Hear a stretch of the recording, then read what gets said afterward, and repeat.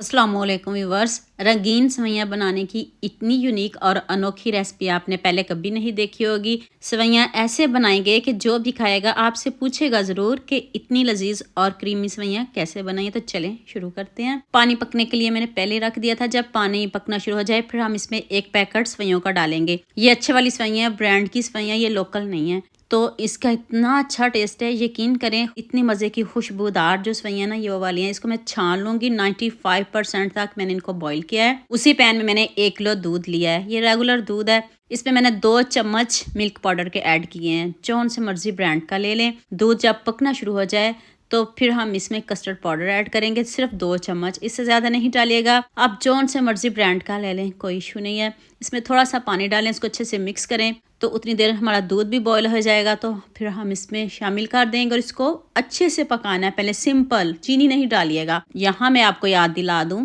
अगर आपको मेरी रेसिपीज पसंद आ रही हैं तो जल्दी से मेरे फेसबुक पेज को भी फॉलो कर लो और साथ में मुझे यूट्यूब पे भी सब्सक्राइब कर दो। ये आपकी तरफ से प्यार होता है, मोहब्बत होती है, खुशी होती है कि आपको मेरी रेसिपीज पसंद आ रही हैं। जब कस्टर्ड अच्छे से पक जाए तो फिर हम इसमें सेवइयाँ ऐड करेंगे। पूरा पैकेट मैंने सेवइयों का डाल दिया है। 1 किलो दूध में 1 पैकेट काफ़ी है। तो इसको ज़्यादा नहीं पकाएंगे क्योंकि 95% पहले सेवइयाँ पकी हुई हैं। बस 3 से 4 मिनट पकाएंगे। 2 चम्मच चीनी डाल लेंगे, इससे ज़्यादा चीनी नहीं डालेंगे। तो अब दूध को हम निकाल लेंगे, किसी बॉल में निकाल के इसको ठंडा कर लेंगे। और जो हमारी सेवइयाँ बिल्कुल डन है, परफेक्ट हैं, गली हुई हैं।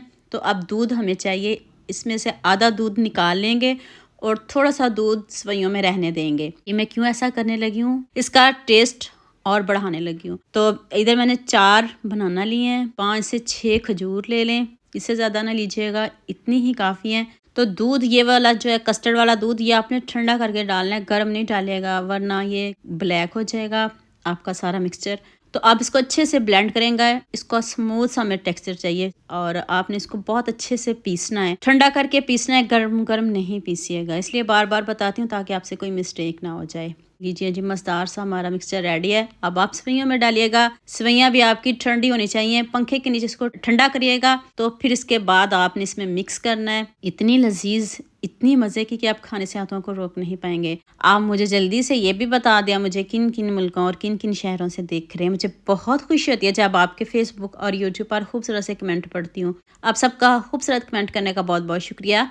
और आप सबके लिए भी दिल से दुआ है मेरी, आप भी हमेशा खुश रहें और हमेशा मेरे साथ ऐसे ही जुड़े रहें। जैसे मर्जी इसको डेकोरेट करें, बनाना से करें, ड्राई फ्रूट से करें। मैंने सिर्फ बादाम ऐड किए हैं।